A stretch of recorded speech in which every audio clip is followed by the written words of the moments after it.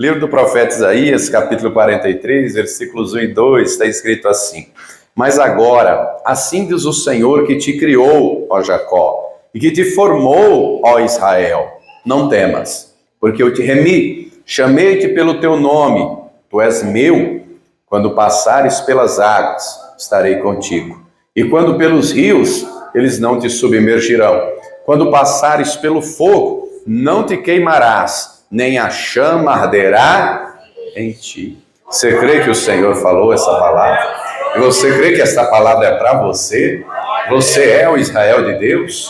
Você crê que Ele te remiu, que Ele te chama pelo nome, você é dele? Você crê que mesmo em meio às águas de lutas e rios e adversidades, Ele está contigo em todo o tempo?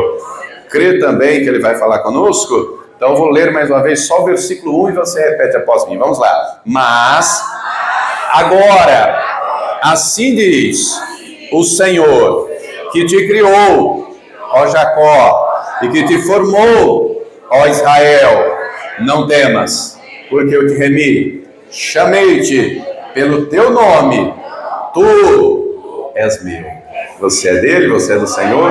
Então nos ocupe suas mãos por gentileza e dê ao Senhor e a sua palavra a melhor salva de palmas que você já deu. Feche os seus olhos, aplaudindo, glorificando. Senhor nosso Deus e Pai, Deus Santo, bendito, amado e todo-poderoso, nos reunimos, ó Pai, para te cultuar, para te adorar, para bendizer e engrandecer ao teu santo e poderoso nome. E a tua igreja agora te aplaude, te glorifica. Abra os céus agora e receba o louvor da tua igreja. E por essa mesma abertura, vai derramando a tua graça, a tua bênção, a tua virtude e o teu poder. Ninguém veio aqui ouvir homem algum falar, o homem não tem nada a dizer, todos viemos ouvir, é a tua voz, é a tua palavra. Tome agora então os lábios do pregador, a boca do mensageiro, que eu diminua, que o Senhor cresça, remova toda barreira, todo obstáculo e envie a tua palavra com poder e autoridade, e que a tua palavra agora vá e produza o resultado para a qual está sendo enviada, em nome do Senhor Jesus. Diga amém, Senhor. Tome o teu assento, por gentileza, mas preste muita atenção, não se distraia. Se você trouxe aí papel e caneta, tome nota do que vai ouvir e aprender. Amém? Muito bem. Deus usa aqui o profeta Isaías, né, para trazer uma verdade espiritual bendita, poderosa. O versículo 1 aparentemente parece ter uma repetição de ideias, né? Uma repetição da mesma coisa, já visto que todos sabem que Jacó e Israel são a mesma pessoa, né? Você sabe que do Antigo ao Novo Testamento tem várias pessoas com o mesmo nome. Encontramos José no Antigo Testamento, encontramos José no Novo Testamento, né? Tem várias pessoas com o nome. Agora, Jacó na Bíblia inteira só tem um. Israel na Bíblia inteira só tem um. Não é? É um nome que não se repete, que é único. Mas aqui traz uma instrução, aqui traz um ensinamento que é precioso, se você puder, tome nota. Em primeiro lugar, o texto diz: mas assim diz o Senhor, Deus, que te criou, ó Jacó. Deus é criador do céu e da terra. Deus é Senhor, Deus é todo-poderoso. No entanto, quando o texto diz aqui que te criou, ó Jacó, isso aqui está se falando do primeiro homem, do velho homem, né? Deus cria o homem. Está escrito Gênesis 1, 26, 27, a sua imagem e semelhança, e a imagem fala, não é, da aparência de Deus. Nós temos dois olhos, porque Deus tem olhos. Deus não poderia ter feito eu e você com um olho só? Ou com 3? Ou com 5? Nós temos dois olhos. Nós temos um nariz, nós temos uma boca, nós temos orelhas, nós temos braços, nós temos mãos, nós temos pés. Né? Tudo isso Deus nos fez parecidos com Ele. Então a imagem fala da aparência. No entanto, a semelhança, Deus nos fez a sua imagem e semelhança. Semelhança fala de caráter, de atributos, de moral, de ética. Então Deus repartiu com o ser humano alguns atributos do seu caráter. Deus é bom e Deus quer que o homem também seja bom. Deus é santo, Deus quer que o homem seja santo. Deus é justo, quer que o homem seja justo. E Deus providenciou desde o início tudo isso. Deus criou o homem sem pecado. Ele era coberto pela glória de Deus. No entanto, o homem pecou. O homem experimentou o mal, né? Experimentou a injustiça, a rebeldia, a desobediência, o pecado. Então, quando o texto diz aqui que te criou, ó Jacó, está falando da natureza humana caída.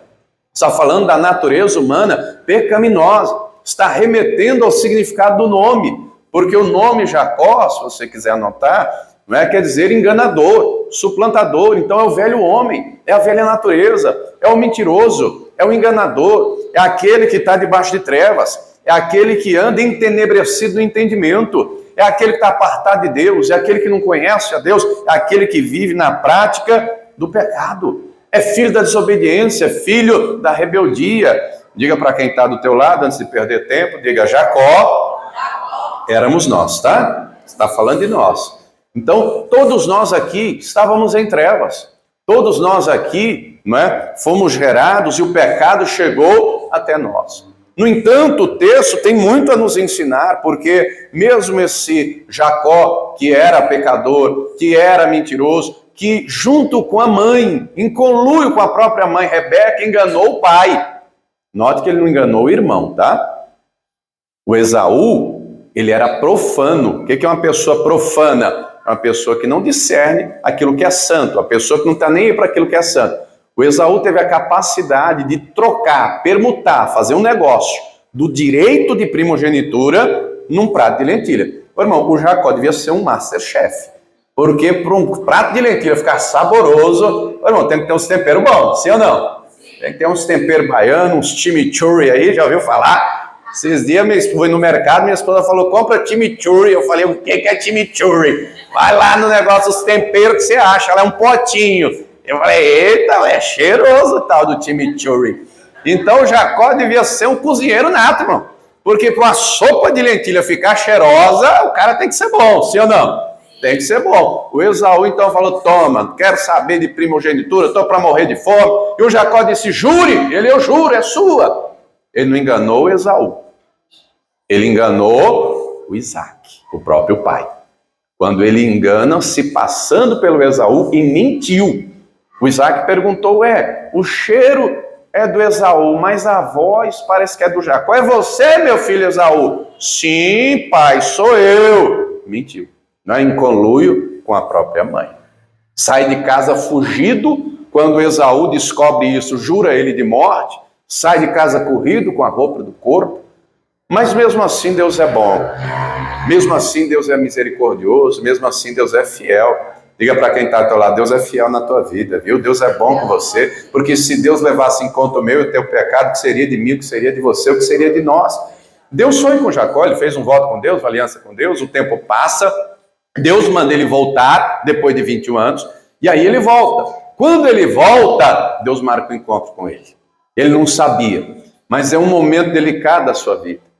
Ele está angustiado, ele está preocupado, porque ele sabe que ele vai ter que rever o irmão. Ele recebe a notícia de que o irmão, o Esaú, está vindo com 400 homens. Ele fica angustiado, porque agora quando ele foi, ele levava a roupa do corpo. Quando ele volta rico, mas volta com a família. Tem 2 esposas, 2 concubinas, ele tem 12 filhos, e ele fica com medo, ele divide a família em 2 grupos, ele manda presentes para o Esaú, ele manda lá vacas, ele manda lá cabritos, ele manda lá ovelhas, ele manda camelos, ele manda um monte de animal de presente. Dinheiro ele tem muito, mas ele está angustiado, ele está preocupado. Deus tinha marcado o encontro com ele. Meu irmão, não pense você que nas noites mais escuras, não pense você que nos momentos mais delicados você está sozinho. Diga para quem está do teu lado: Deus está com você, viu? Você não está só, você não está desamparado. Deus marcou o encontro com ele. E naquele encontro o Senhor aparece a ele, e ele vai agarrar aquele anjo, e ali é o anjo do Senhor, é o próprio Deus, e o texto diz que é uma noite inteira de luta. E ele agarrando o anjo largando ele, soltando ele, empurrando ele. E chega a determinado momento que o anjo quer ir embora, e ele agarra, e o anjo diz: deixa eu ir embora. Como Deus é tremendo, né? Será que o homem tem o poder que o anjo tem? Claro que não. Nenhum anjo tem o poder que o Todo-Poderoso tem, era o Todo-Poderoso. E aí ele agarra e diz: eu não vou te deixar embora se você não me abençoar. Ele quer ser abençoado. E não é pecado querer ser abençoado. Eu acho que todo mundo quer ser. Quer ou não quer? Opa, claro que eu quero ser abençoado em tudo. Mas aí o anjo pergunta para ele: como é o seu nome? Será que o anjo não sabia? Será que Deus não sabe o meu e o teu nome? Quando o Senhor pergunta o nome dele, é o que estava no coração dele. Era o significado do nome dele, era o passado dele, era o pecado dele. Quando ele diz, meu nome é Jacó, ele está dizendo, eu sou um mentiroso, eu sou um enganador, meu passado é negro, meu passado me condena, a coisa é feia. Mas ele confessa, ele admite. Quando ele admite o nome, quando ele fala o nome, ele está confessando o seu pecado, o seu passado. E o Senhor lançou ele fora, e o Senhor condenou, e o Senhor acusou, de maneira alguma. Porque condenar e acusar é tarefa para Satanás, é para o inimigo. Diga para quem está ao teu lado, Deus veio para salvar, Deus veio para libertar, Deus veio para abençoar. O Senhor na hora diz para ele, seu nome não vai ser mais Jacó, seu nome será Israel. Misericórdia, nessa fé aí o negócio está feio, hein? Diga comigo, Israel. Diga Israel. Porque lutou com Deus e prevaleceu. Irmão, quem prevalece lutando com Deus? Quem que saiu caxingando assim? Ó? Quem que saiu arrastando a perna? Foi o anjo? Foi ele, Deus marcou ele.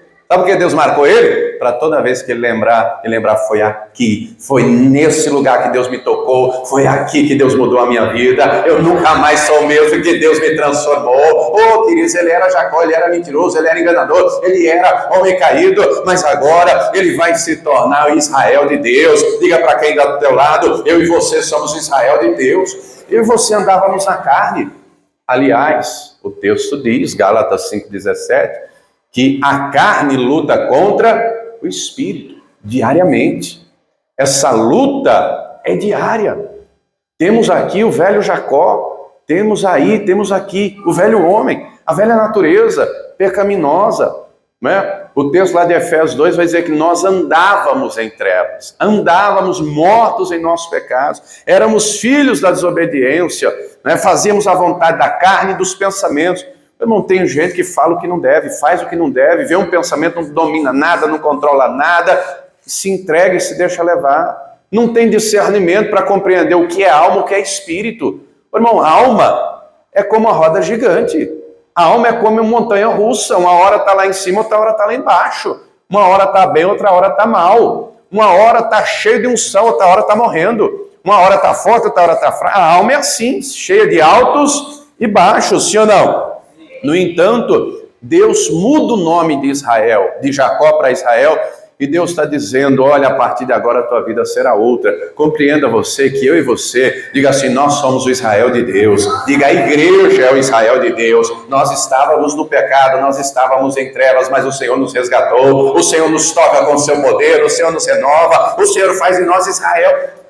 Ele nos transforma. Por isso que o texto diz aqui, né? Versículo 1, onde começamos a mensagem, assim diz o Senhor, estou em Isaías 43 ainda, assim diz o Senhor que te criou, ó Jacó, e que te formou, ó Israel. O formou é no sentido de modelar, é de dar forma. Quando você vai fazer um bolo, tem um monte de mulheres aqui, quando você vai fazer um bolo, o bolo você pode fazer ele numa forma quadrada, redonda, retangular, aquela forma que tem um buraco no meio, sim ou não? Sim.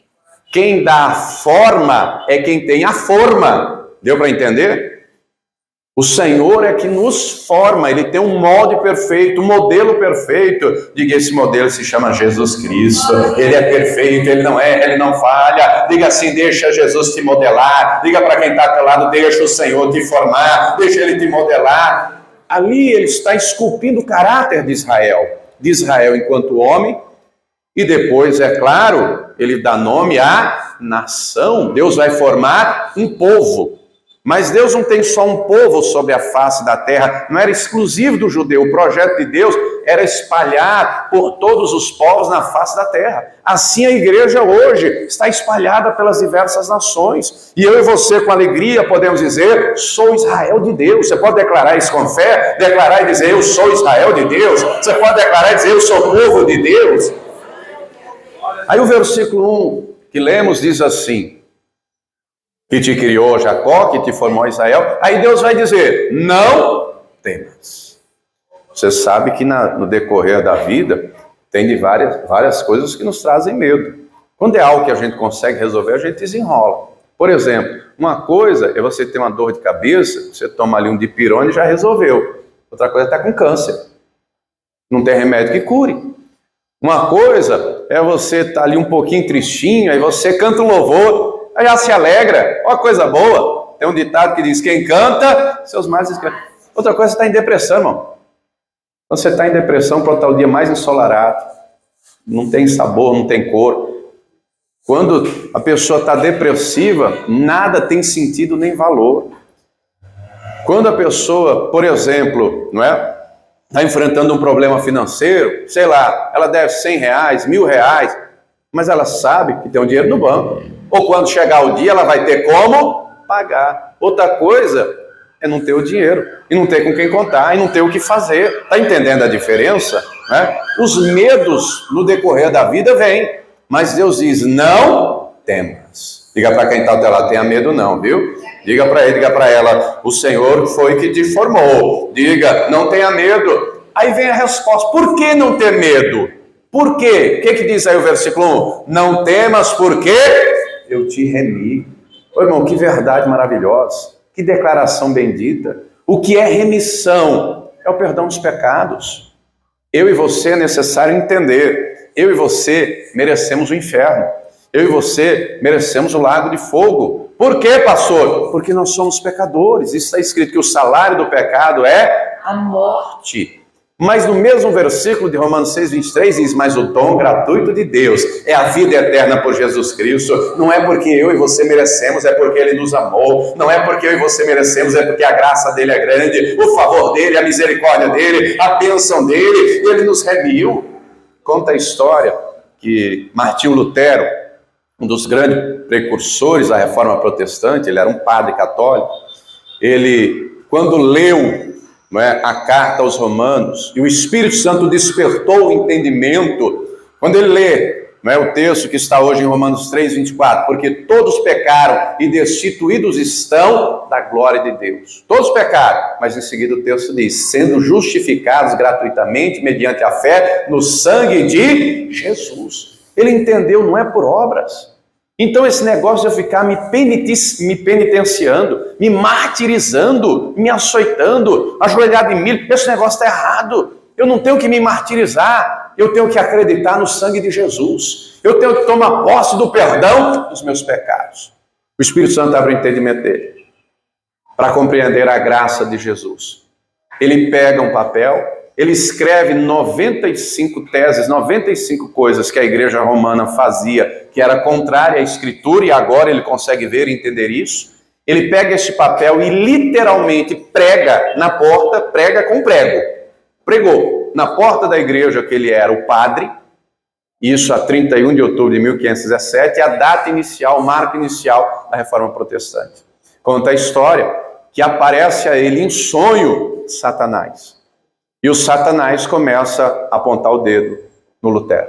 E começa a apontar os pecados do Lutero. Então quer dizer que agora você é santo? Então quer dizer que você agora é isso? Você é um isso. E o Satanás começou a jogar na cara dele os pecados dele. E foi apontando, e foi acusando, e foi apontando, e foi acusando.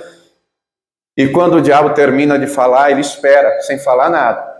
E conta a história que ele diz, sobre tudo isso, sobre todos esses pecados, o sangue de Jesus me purifica de todo pecado. Oh, querido, que verdade bendita. Eu e você somos lavados e remidos no sangue do Cordeiro. Não é porque merecemos, é porque Ele nos ama. Não é porque merecemos, porque é graça, é favor de Deus. É Ele que nos perdoa dos pecados. É Ele que nos tira das trevas para a luz. É Ele que faz em nós, de Jacó e Israel. É Ele, querido, querida, que tira de nós a mentira e coloca a verdade. É Ele que tira de nós a imundícia e nos santifica. É Ele que nos guia no caminho de justiça. É Ele que direita as nossas veredas. É Ele que aplana os nossos caminhos. Quem está entendendo, diga glória a Deus.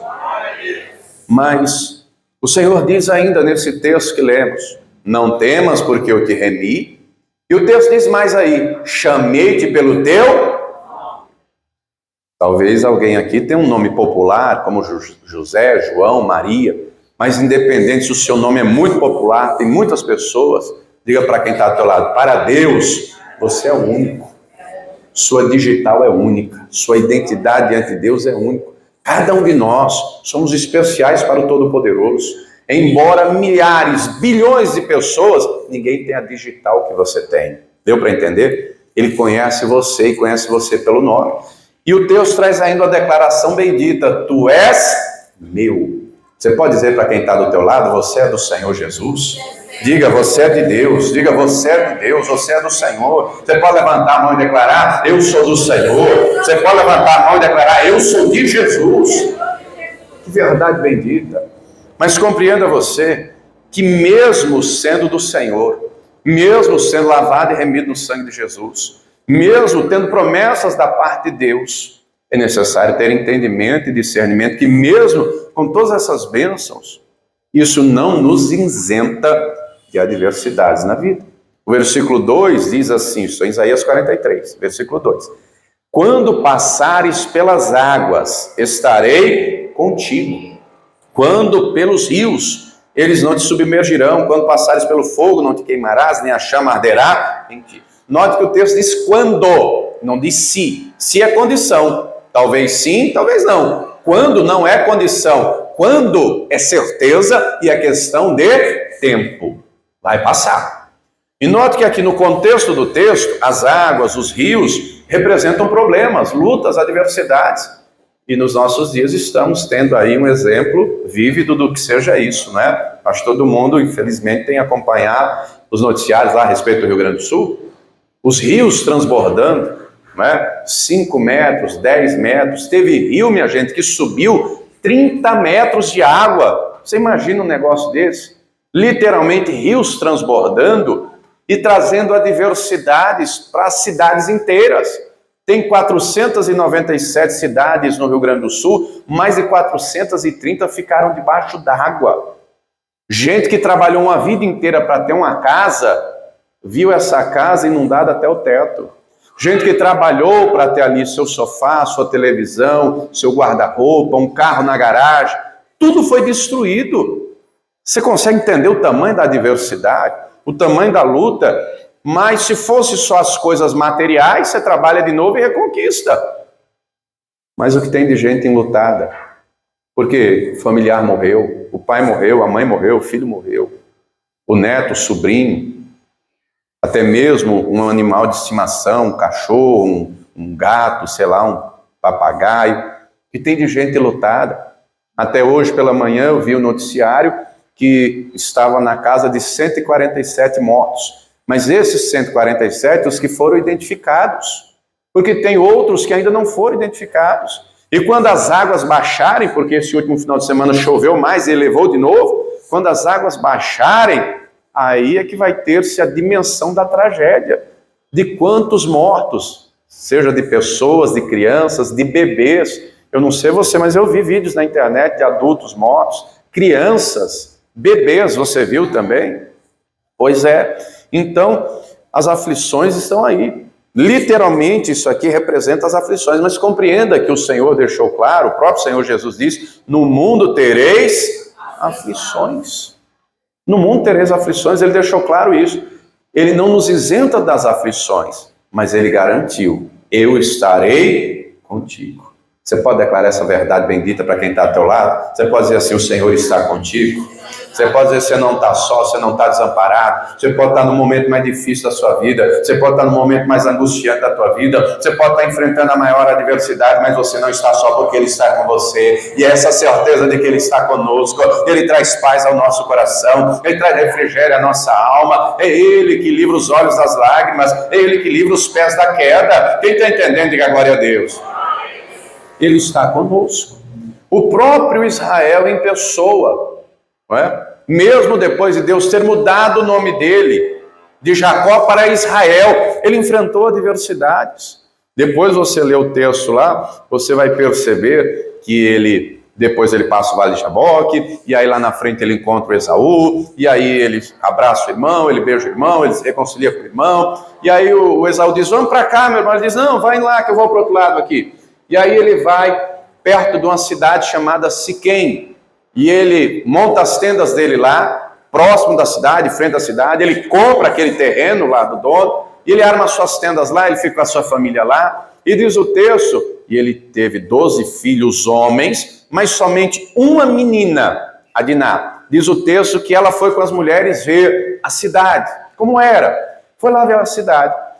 E o texto vai dizer que lá na cidade, que chamava Siquém, o príncipe da cidade, que deu nome à cidade chamada Siquém, se afeiçoou por ela, a violentou, a humilhou.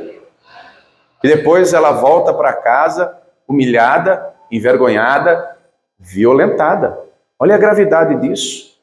O Siquém, então, coloca a mão na consciência. Ele pensa, que besteira que eu fiz. O texto diz que ele se apaixona por ela. E ele vai lá a Jacó, a Israel. Israel estava no campo com os filhos. Quando eles chegam na tenda e ficam sabendo da tragédia, é um misto de raiva com ódio, de ira, de tudo. Mas dali a pouco o Siquém chega. E ele diz estar arrependido. E ele diz, olha, eu quero casar com ela. E não foi só o Siquém, foi o pai dele, foram outras pessoas. Eu quero casar com ela. Pode aumentar o dote. Pode aumentar e aumentar muito. Eu pago. Eu estou apaixonado por ela, quero casar. E aí o texto diz que os filhos de Israel vão dizer para ele, olha, nós não nos misturamos com quem é incircunciso.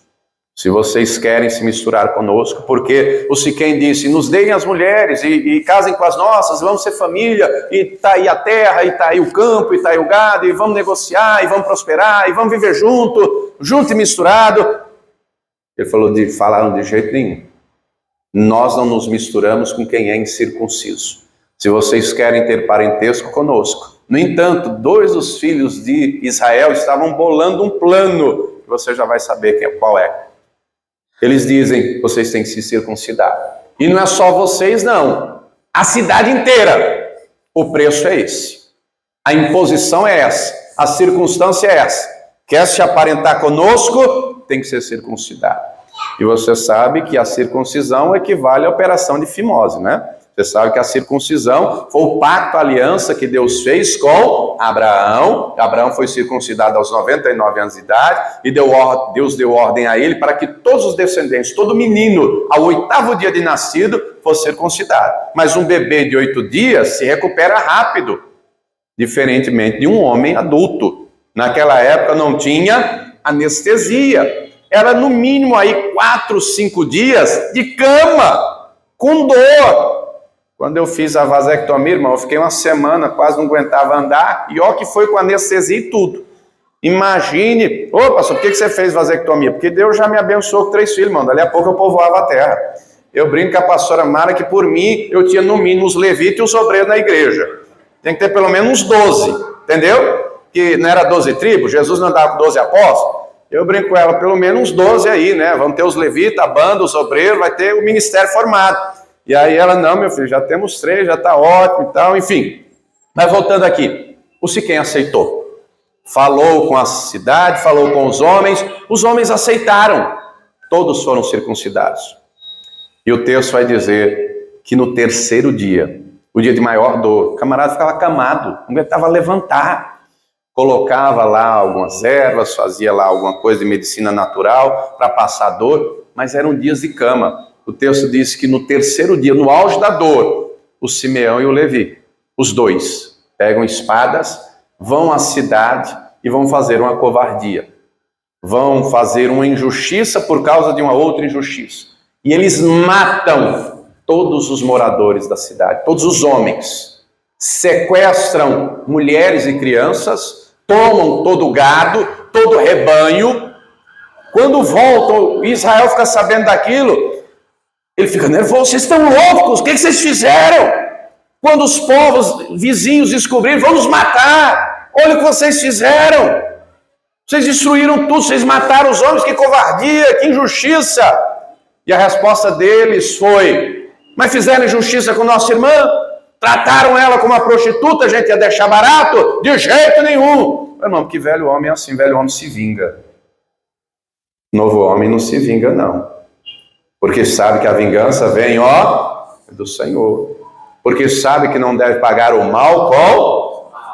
Não deve pagar o mal com o mal. Quando o Israel sabe daquilo, ele fica angustiado. Porque ele pensa, as nações virão, os povos virão, os vizinhos virão, vão nos matar.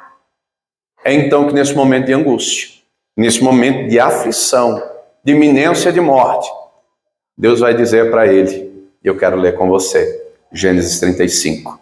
Versículo de número 1. Na vida enfrentamos aflições, enfrentamos angústias, enfrentamos adversidades, mas Deus está conosco. Gênesis 35, versículo 1. Depois disse Deus a Jacó, a Israel: levanta-te, sobe a Betel e habita ali. Faze ali um altar ao Deus que te apareceu quando fugiste diante da face de Esaú, teu irmão.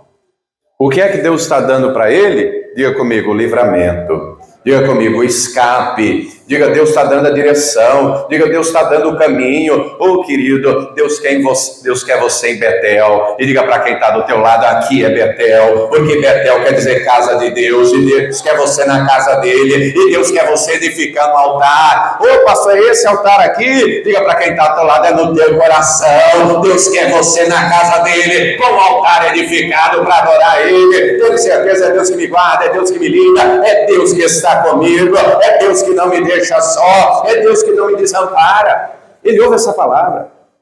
Vá a Betel, casa de Deus. Faça um altar. Se você continuar a ler a leitura, ele vai obedecer. Mas no versículo seguinte diz que ele já toma algumas providências. Ele chega na casa dele, depois de ter essa palavra, depois de ter essa direção, ele chega à família dele e diz: ó, quem tiver Deus estranho aí, traz para cá. Imagens que a família dele, gente lá no meio, carregava. Diga para quem está ao teu lado, organiza a sua casa. Diga, você é o Israel de Deus. Deus quer você com o altar edificado. Deus quer você na casa dele, fortalecido, abençoado, firmado, para que através de você a tua casa seja a casa de Deus também, a tua família adore o teu Deus também, a tua família seja contínua na presença do Senhor. E o texto vai dizer que ele foi. Quando ele obedece, o versículo 5 deixa claro, e partiram. O problema de muita gente é que ouve, mas não obedece. Está na igreja há não sei quantos anos, mas não batizou nas águas. Está na igreja há sei quantos anos, mas não é dizimista, não é ofertante. O coração é mais duro que pedra, não perdoa ninguém, tem misericórdia de ninguém. Está na igreja há não sei quanto tempo, mas não entendeu que tem que se santificar. Diga para quem está ao teu lado, tem que praticar a palavra. Tem que colocar ela em prática. Ele ouviu a direção, ele ouviu a palavra e ele obedeceu, ele partiu. Quando ele obedeceu, diz o versículo 5, e o terror de Deus foi sobre as cidades que estavam ao redor. Sabe o que aconteceu aqui? Quando ele obedeceu, Deus colocou medo nos inimigos. Quando ele obedeceu, Deus abençoou, Deus guardou, Deus livrou. Diga para quem está ao teu lado, a obediência gera bênção. Para de questionar, para de reclamar e só obedece, só faz o que Deus fala, porque Ele vai honrar você, Ele vai livrar você, Ele vai abençoar você. Deus quer você em Betel na casa de Deus. Deus quer você com o altar aqui dentro edificado, para que através de você haja altar lá na tua casa e na tua família. Versículo 7, edificou ali um altar e chamou aquele lugar El-Betel, porquanto Deus ali se tinha manifestado quando fugia da face do seu irmão. Sabe o que quer dizer El-Betel? Deus da casa de Deus. Meu irmão, o Deus da casa de Deus está aqui. Essa casa é casa de Deus, você crê nisso? E o Deus da casa de Deus está aqui. Só compreenda que para Deus o negócio vai além dessas paredes, o negócio vai além dessas cadeiras. Diga para quem está ao teu lado, você tem que ser casa de Deus. E o Deus da casa de Deus tem que habitar em você. E o Deus da casa de Deus tem que se manifestar em você. E a glória do Deus da casa de Deus tem que ser derramada aí dentro. Quem está entendendo, diga glória a Deus. O Senhor está com você. Ele quer você adorando. Ele quer você servindo. Ele quer você combatendo o bom combate da fé. Porque Ele estará contigo em todo tempo. E ainda que as lutas venham, Ele guarda, Ele livra, Ele renova, Ele fortalece. O salmista, compreendendo essa verdade bendita, ele vai dizer, ainda que eu andasse pelo vale da sombra da morte, não temeria mal algum. Por quê? Porque eu sou bom? Porque eu sou cara? Porque eu resolvo meus problemas? Porque o meu braço é forte? Não temerei mal algum, porque tu, Senhor, estás comigo. E um pouquinho adiante, no versículo seguinte, ele vai dizer, unges a minha cabeça com óleo, meu cálice transborda. E este que é o salmo mais conhecido, que é o 23, termina no versículo 6 dizendo, certamente que a bondade e a misericórdia me seguirão todos os dias da minha vida e habitarei na casa do Senhor por longos dias. Oh, meu irmão, Deus quer você nessa casa de oração, mas Ele já preparou para você não só um lugar aqui. Aqui você já tem lugar, você já está aí, mas Ele tem um lugar para você lá na glória, lá com Ele. Combate o bom combate da fé, porque você é dele, Ele te chamou pelo nome, você é dele, é Ele que está contigo para guardar e livrar. Quem crê nisso, diga glória a Deus. Se coloque de pé, por gentileza. A alma muitas vezes esmorece, a alma desanima, mas aí vem o Senhor e nos renova. Vem o Espírito Santo e nos fortalece. As lutas da vida, os rios da vida, as águas, as adversidades da vida, muitas vezes querem nos fazer desanimar e desistir. Mas vem o Senhor e diz, você é meu, você não é do mundo. Vem o Senhor e diz, maior sou eu que estou contigo do que o inimigo. Vem o Senhor e diz, maior sou eu do que essa luta, do que esse problema. A palavra dele deixa claro, agindo Deus, quem impedirá? Na carta aos Romanos está escrito, se Deus é por nós, quem será contra nós? Nós temos que ter entendimento, nós temos que ter discernimento para compreender. É Ele que nos salva, é Ele que nos perdoa, é Ele que nos liberta, é Ele que faz em nós povo dele, é Ele que modela em nós o caráter de Jesus Cristo. É Ele que está conosco nas lutas. Preste atenção, Deus não diminui as lutas. Diga para quem está do teu lado, Deus aumenta a sua força, Deus aumenta a sua sabedoria, a porção de graça. Quando você entregou a vida a Cristo, se ainda não entregou, precisa fazê-lo hoje, você foi matriculado na academia da fé. E na academia da fé tem que exercitar, porque quem não exercita atrofia. Quem não exercita não desenvolve. Você já viu quem vai para a academia natural? A pessoa vai ali malhando, chega na academia pegando 1 quilo. Dali a pouco, mantendo constância, está pegando 2, está pegando 3, sim ou não? 1 quilo deixou de ser 1 quilo, a pessoa ficou mais forte. Diga para quem está do teu lado, para de ser molenga, para de se vitimizar, para de dar uma de galinha da Angola, estou fraco. O poder de Deus se aperfeiçoa na nossa fraqueza. É quando você reconhece, Senhor, eu sou fraco, mas o Senhor é forte. Eu sou pequeno, mas o Senhor é grande. Em mim não há poder nenhum, mas em Ti há todo o poder no céu e na terra. Oh, Pai querido, eu quero esse poder na minha vida, me levantando, me renovando, me aperfeiçoando. Eu quero o Espírito Santo, o Senhor me guiando e me conduzindo. Oh, querido, Deus tem para mim e para você vida vitoriosa nessa terra, é promessa dele. Mas ele tem para mim e para você uma eternidade dele. Deus nos quer em Betel, na casa dele. Deus quer fazer de nós, Deus quer fazer de mim e de você, Betel viva, casa de Deus. Betel está lá, a cidade até hoje, tem lá o nome da cidade, não é? Só que o que Deus fez ali é uma representação do que Deus quer de mim e de você. Nós temos que ser casa de Deus viva. Jesus disse, se alguém me ama, guardará minha palavra. E o Pai o amará, e eu o amarei. E virei a ele e farei nele morada. Você é Betel. Nós temos que ser Betel vivo, onde a presença de Deus é manifesta. E eu pergunto, você quer mais dessa presença gloriosa? Você quer se fortalecer, se revestir, ser cheio do Espírito Santo? Você quer? Então sai do seu lugar e vem aqui à frente. Vamos orar, vamos falar com Ele. Porque sozinho nada podemos. Em nós não há força alguma, poder nenhum. Mas nele há todo o poder no céu e na terra. O velho homem, a velha criatura, continua aí dentro, querendo bater a porta, querendo te fazer desanimar e desistir. Mas o Senhor não só nos criou, mas Ele também nos forma. Ele também modela em nós o caráter de Jesus. Oh, queridos, não podemos viver um evangelho só de teoria. O evangelho tem que ser prático na nossa vida. A conduta tem que mudar, o comportamento, as palavras. Quem está entendendo, diga glória a Deus. Porque o Senhor está às portas. E Ele vai levar um povo santo. Ele vai levar um povo lavado e remido do sangue dEle. Ele vai levar um povo zeloso, um povo de boas obras, temente e fiel. E eu e você temos que fazer parte desse povo. Eu e você temos que ser esse povo. Você quer deixar o Espírito Santo trabalhar aí? Ô pastor, eu quero, eu também preciso.